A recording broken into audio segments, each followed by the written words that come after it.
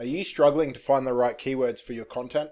Well, today I'm going to show you how ChatGPT can help you find the perfect keywords to help you boost your SEO and drive more traffic. So keywords, why are they important?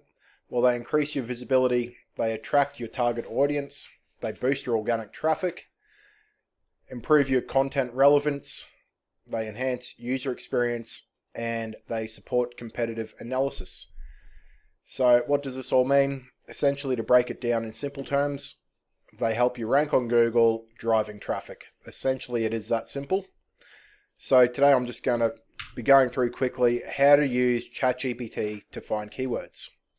So we start with our seed keywords.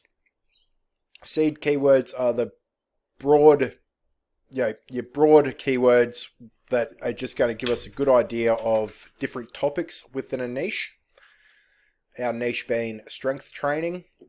So these seed keywords just help to give you that full overview on what you could be writing about. So strength training exercises, muscle building workouts, weightlifting for beginners, home strength training. It just gives you a good overview of what you can be writing about. So next, what we want to have a look at is creating pillar keywords. So pillar keywords are very similar to seed keywords, to be honest. Based on the seed keyword, strength training, suggest pillar keywords for blog content. So your pillar keywords are going to be your main topic. Underneath that, you will then have a lot of other posts discussing that one topic. So I am a big believer in using long tail keywords as your primary keyword to rank. So let's take strength training for beginners as an example. So here is our prompt: generate long tail keywords based on strength training for beginners as a pillar keyword. So what this is going to do is now essentially give us our blog posts using that main pillar of strength training for beginners. So you'd have one post written about that. That would be your pillar post that then all these other posts link back to.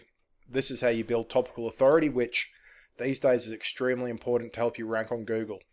So best strength training exercises for beginners, simple strength training routine for beginners, strength training tips for beginners. You can see here it's all beginner related. Can you list another 20? So you really do want, to know that there is at least 30 posts you could be writing about this. So there you go. You've now got 30 posts that you could be writing about, all building authority for strength training for beginners.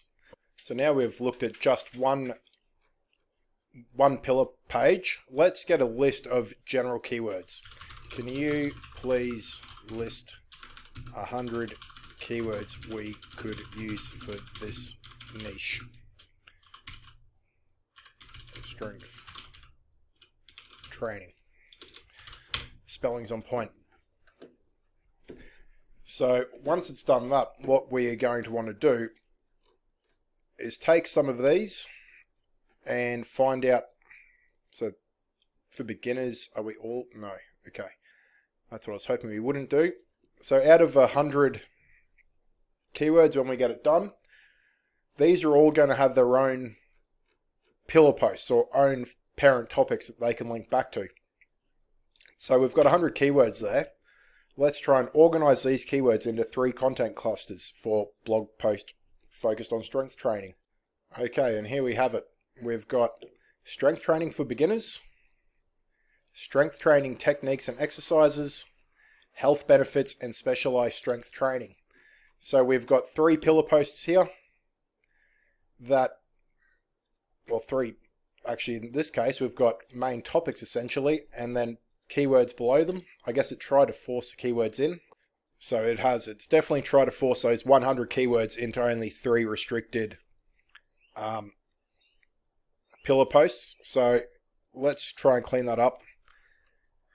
Create as many pillar posts as needed. Do not force keywords into sections they don't belong. clean up the list, please. Okay, now this should clean things up a bit. Alright, so this is much better. So when you're working with just a list of 100 keywords, chat feels forced to actually do what it needs to do. But now we've got 1 post, 2 pillars, 3 pillars, 4 pillars, 5 pillars, 6 pillars, 7 pillars. So it's now created far better pillar posts that you could be creating and the keywords that go along with them. So obviously once you write a post, you could then, expand your keywords underneath each post until you do get out to that 30 mark. But when you're first starting, all you want to do is really focus on one. So I would be hitting strength training for beginners. I'd be doing 30 posts on that, and then I would move on to my next pillar. It all depends. If your website's live, that's how I'd be doing it. If I was building out a website before I put it live or indexed it, I would probably aim for 15 posts on each of these topics. That way, that's enough for Google to index and know what I've been talking about and give me a little bit of topical authority.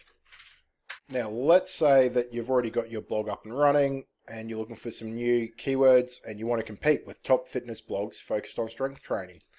Let's see what ChatGPT can come up with here. It's going to give us a lot of repetition from our previous search, but it will definitely open up our eyes. So, strength training for weight loss, we haven't targeted that one yet. Training equipment, training programs, haven't targeted. Nutrition, haven't targeted. Women, I saw women there. Training versus cardio. Routines.